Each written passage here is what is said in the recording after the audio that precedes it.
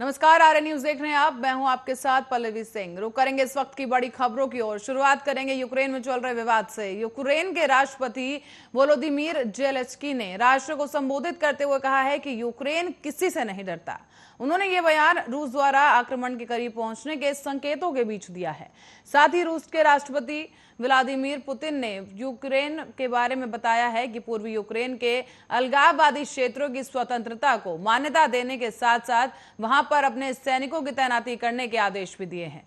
दुनिया के कई देश रूसी राष्ट्रपति पुतिन के इस फैसले की कड़ी आलोचना कर रहे हैं और यूक्रेन संकट को लेकर संयुक्त राष्ट्र सुरक्षा परिषद की इमरजेंसी बैठक भी बुलाई गई। इस दौरान यूक्रेन पर यूएनएससी की बैठक में संयुक्त राष्ट्र में भारत के स्थायी प्रतिनिधि टीएस त्रिमूर्ति ने कहा कि रूसी संघ के साथ साथ यूक्रेन की सीमा पर बढ़ता तनाव गहरी चिंता का विषय है। इन घटनाक्रमों की वजह से क्षेत्र की शांति और सुरक्षा कमजोर हो सकती है। तो वहीं उधर अमेरिका ने यूक्रेन के मसले को लेकर काफी सख्ती दिखाई है। अमेरिका, यूरोपीय यूनियन और नाटो, ब्रिटिश समेत कई देशों ने प्रतिबंध लगाने की घोषणा कर दी।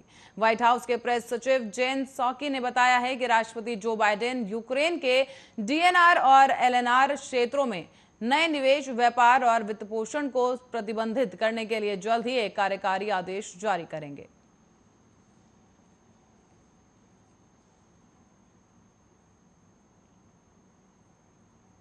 और समाज सुधार अभियान के तहत बिहार के मुख्यमंत्री नीतीश कुमार भागलपुर के जीविका दीदियों को संबोधित करेंगे। भागलपुर के हवाई अड्डा मैदान में यह कार्यक्रम रखा गया है और इसी को लेकर भागलपुर के प्रभारी मंत्री रामसूरत राय ने कार्यक्रम स्थल का निरीक्षण किया। अधिकारियों को इस दौरान दिशा निर्देश भी दिए गए। तो वहीं 27 फरवरी को पटना में यह कार्यक्रम किया जाएगा। 5 मार्च को पूर्णिया और 6 मार्च को मेधुपुरा में यह कार्यक्रम होना है। और भागलपुर में कार्यक्रम की तैयारियों को लेकर मंत्री रामसूरत राय ने 2 दिन पहले यहां पर वो पहुंचे थे। साथ ही भागलपुर के डीएम सुब्रत कुमार सेन ने कहा कि इस कार्यक्रम में कई तरह के स्टॉल लगाए जाएंगे।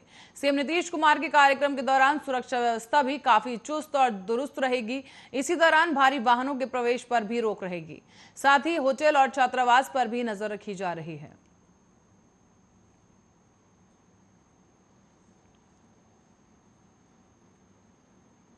और यूक्रेन पर रूस के कदम से युद्ध का खतरा बढ़ गया है। इसको लेकर अब भारत ने भी यूक्रेन में फंसे भारतीय छात्रों को रेस्क्यू करने के लिए ऑपरेशन शुरू कर दिया।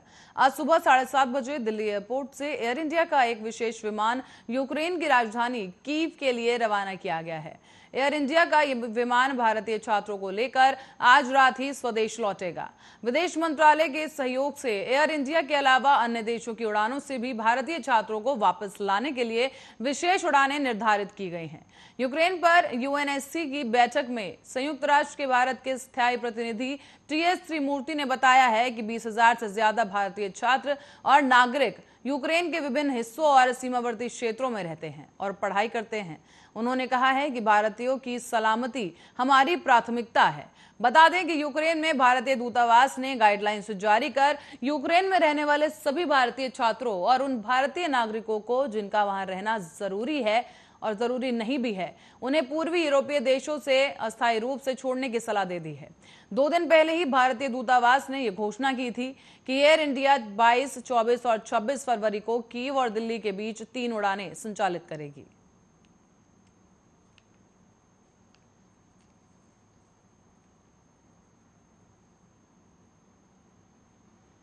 और राष्ट्रीय राजधानी दिल्ली में सरकार द्वारा महिलाओं और लड़कियों की सुरक्षा के लाख दावे किए जाते हैं, लेकिन सच्चाई आखिर कुछ और निकल कर आई है।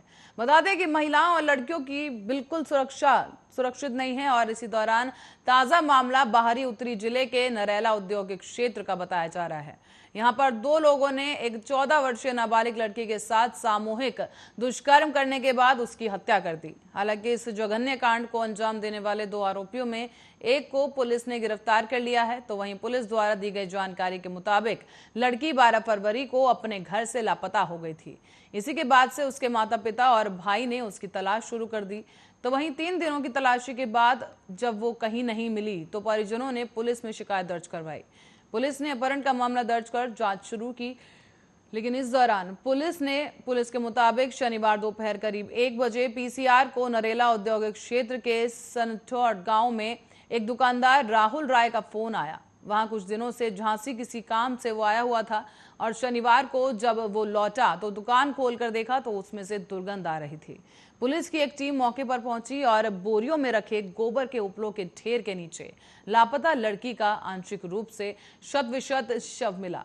राय ने पुलिस को यह भी बताया कि दुकान के 2 कर्मचारी लापता हैं। इसके बाद पुलिस ने जिन घरों में वो रहते थे वहां पर भी छापेमारी की, लेकिन वो आरोपी वहां भी नहीं मिले। इसके बाद में उनसे एक सोमवार को सोनत के बाहरी इलाके से पुलिस ने एक आरोपी को धर दबोचा है।